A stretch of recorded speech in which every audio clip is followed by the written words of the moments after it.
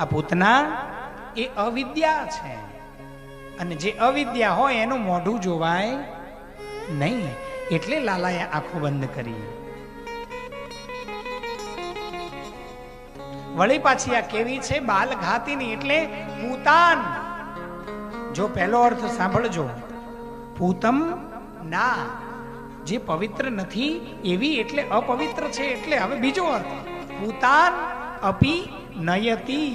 પૂતાન એટલે છોકરાઓને, પૂત એટલે દીકરો, છોકરો, બાળક. પૂતાન બહુવચનમાં, છોકરાઓને, બાળકોને. અપી પણ, નાના નાના છોકરાઓને પણ છોડતી નથી, લઈ જનારી, ઉપાડી જનારી. પૂતાન અપી નયતી. આવી અવિદ્યાનું મોઢું કોણ જોવે? એટલે ભગવાને આંખો બંધ કરી દીધી છે.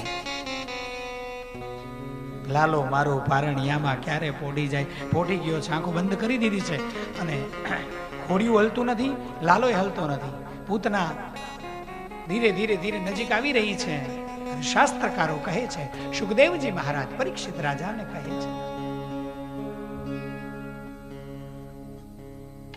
ભગવાન જોઈ રહ્યા છે કે આ જીવે આગળ કોઈ સંભવિત મારી ઉપાસના કરી છે તો આના ઉપર કૃપા કરવામાં આવે, અને જો કંઈ ના કર્યું હોય તો પછી એને એ પ્રમાણે દંડ દેવામાં આવે. એટલે ભગવાન એના પાછળના જન્મોનું નિરીક્ષણ કરી રહ્યા છે. વાલા, આ પૂતના કોણ છે ખબર છે તમને?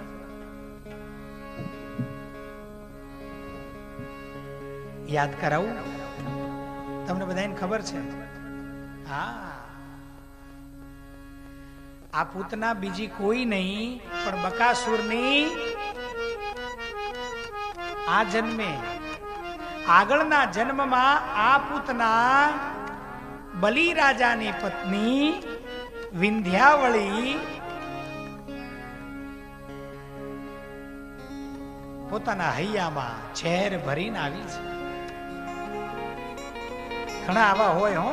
જો મારે આવી બધી બહુ વાતો કરવી હોતી નથી, પણ આમ જ્યારે બહેનો અમને વધારે દેખાય ને ત્યારે અમે કહીએ, કારણ કે આ સંસારનું સુખ છે ને એ માવડિયું તમારા હાથમાં છે, તમારા હાથમાં છે.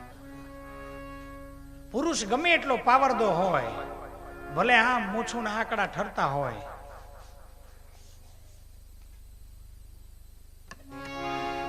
પણ સ્ત્રી ધારે ને તો જ એ પુરુષ આ દુનિયાના સર્વોચ્ચ શિખરોને પ્રાપ્ત કરી શકે. અને આ ધારે તો રોજ ઊભી શેરીએ દોડાવે. આ તાકાત છે તમારી. હવે જો તાળીઓ પાડી લીધી હોય તો આ વાતને હૈયામાં ગાંઠ વાળીને રાખજો કે હૈયામાં ઝેર ભરવું છે, પૂતના બનવું છે, કે હૈયામાં ભરેલા અથવા તો હામેનાના હૈયામાં ભરેલા ઝેરને પણ કાઢી નાખવા છે. રઘુકુલ ભૂષણ રામનું ગાદી તણું મૂરત હશે, પિતાના વચન પાળવા વિકટ વનમાં જઈ વસે ભાગી.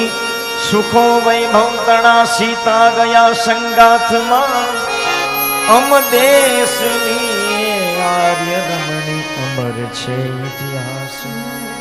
હે આર્ય રમણી અમર છે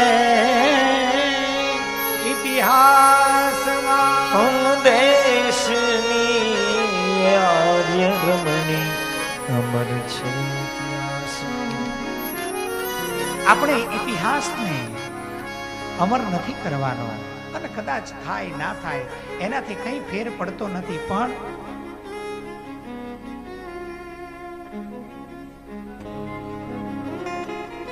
પણ હૈયામાં ઝેર ભરીને ફરવા કરતા કોકના હૈયાના ઝેર ખાલી કરવાની જે મજા છે, અને એનાથી મારો વહાલો જે રાજી થાય છે, બીજા એકેયથી નહીં.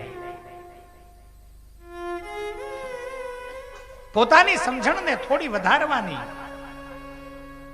આખા ઘરની રાશ તમારા હાથમાં છે.